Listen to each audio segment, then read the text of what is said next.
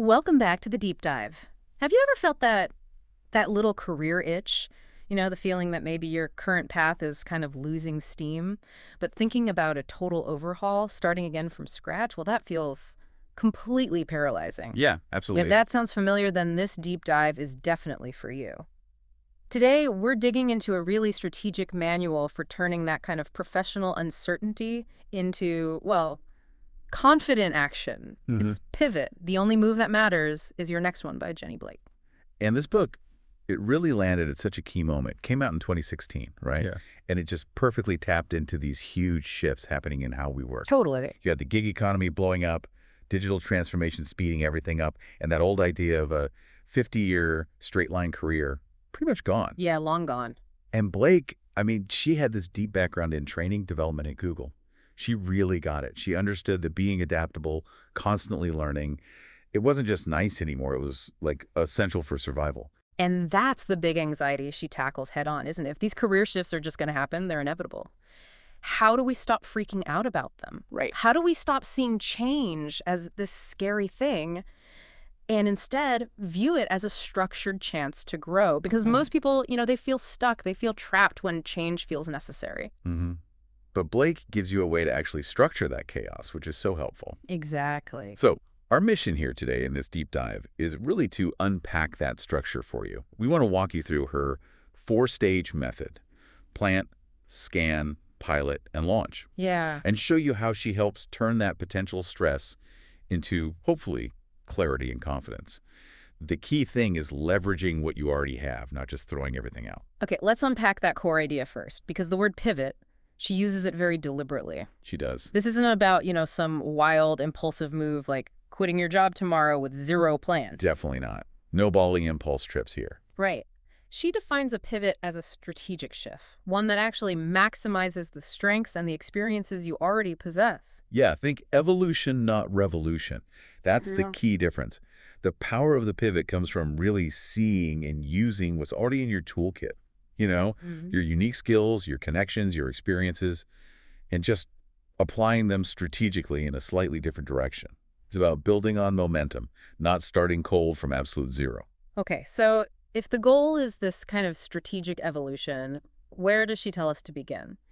That must bring us to the famous four-stage method. Yep, that's the heart of the book. It's the roadmap for navigating that uncertainty. So stage one. Stage one is all about laying the groundwork. She called it plant. This is where you do that deep self-assessment. Okay. And what's great is Blake gives you concrete tools here. It's not just vague advice like know yourself. She really pushes identifying your core strengths, your non-negotiable values, and crucially, your energy sources. Oh, yeah. I remember she talks about the energy map idea here, right? It's not just listing skills like on a resume. No, not at all. It's figuring out which activities, which people, which environments actually charge you up Yeah. versus the ones that just completely drain you. Exactly. That plant stage demands some serious self-honesty. You need to know your starting point, your baseline. Once you're clear on what fuels you, what your core assets are, then you can move to stage two. Which is scan. Right. Scan. So, okay, we've planted, we know our starting point, but then comes that next potential panic point. Looking out and seeing like a million different paths, it feels overwhelming. Totally understandable. Yeah. How does Blake suggest we handle that complexity? So the scan phase is all about active but low pressure exploration. You're systematically looking into potential roles, different industries, emerging trends, but critically, ones that actually align with the strengths you identified back in the plant stage. Low pressure is key there. Very key. Blake insists on it. You're not like frantically applying for jobs yet. This is about smart networking, doing your research, maybe having informational chats Okay. to identify which pivot points are actually viable, which ones make sense for you. I think this is where a lot of people do get stuck, though, especially if they hate that traditional idea of networking. Does she offer ways to scan that feel a bit less intimidating? She does. The focus shifts to learning and discovery. Think informational interviews, connecting with people just to understand their world, not to ask for a job. It's about asking good questions, validating if a path feels right before you commit serious energy to it. You're essentially using your network, even a small one, like a radar system. See the path before you walk it. Exactly. And all that exploring, all that scanning, it leads you right into the third step. And this one is really critical for managing the inherent risk of change. Which is pilot. And I agree. This is where the framework feels really practical. It lets you validate things before you make a huge life-altering commitment. Totally. Stage 3 pilot is all about experimentation, small scale. You run these little time-boxed side projects or micro-actions to actually test drive a potential new path. Like A/B testing your career ideas. That's a perfect way to put it. Yeah. You're testing hypotheses about your future before you invest, say, a year and a ton of money into something that might be a terrible fit. Right. Piloting dramatically cuts down the risk and gives you real, tangible feedback. Yeah. You learn by doing, but in a controlled way. So it could be something like maybe taking on a small freelance gig in a new field or volunteering for a project at work that's outside your usual scope. Exactly. Or even just taking a short online course or getting a certification in something adjacent to where you think you want to go. You learn through these small actions, and it minimizes the sting if it doesn't work out. Precisely. And the data you gather, the insights you get from these pilots, that directly fuels the final stage. Which is launch. Stage 4, launch. This is the execution part. But now you're moving forward with clarity and hopefully a lot more confidence because you've done the groundwork. You've used the pilot phase to validate your direction. Okay. So you can set specific goals and take decisive, committed action to make the full transition happen. The heavy lifting of assessment and validation happened in the earlier stages. So that's the mechanical framework: plant, span, pilot, launch. Yeah. Makes sense? But you mentioned earlier, Blake also emphasizes the mindset behind it all. It's not just following steps, right? Oh, absolutely not. The psychological support structure is just as vital. The success of any pivot really hinges on cultivating adaptability and resilience. You need that mindset that's genuinely open to continuous learning. And, maybe even more importantly, the ability to bounce back when things don't go perfectly. Because pilots might fail. Experiments might not yield the results you hoped for. Exactly. And if your pilot fails, you don't just give up. You treat it as data, valuable data. You take that learning, maybe loop back to the scan phase, and adjust your approach with better information. So failure isn't an endpoint. It's just raw material for the next iteration. That's it, raw material. She also stresses resourcefulness.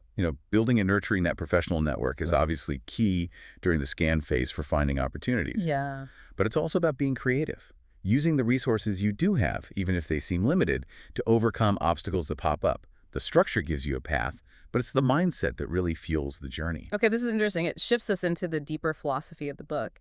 It really sounds like Pivot is fundamentally about moving people from feeling reactive, Feeling stuck. feeling trapped by their circumstances, to feeling proactive, feeling like they're actually in the driver's seat of their own career path. It's truly the antidote to feeling stuck, I think. Blake really guides you towards seeing change, not as this, scary threat to your stability, but as this ongoing gateway. A gateway to finding more fulfillment, more alignment that you actively shape. And that message feels incredibly relevant today. It seems universal, really, whether you're trying to shift roles within a big company or you're thinking about launching something completely new on your own. Absolutely. In today's world, that ability to pivot, to adapt strategically, Yeah.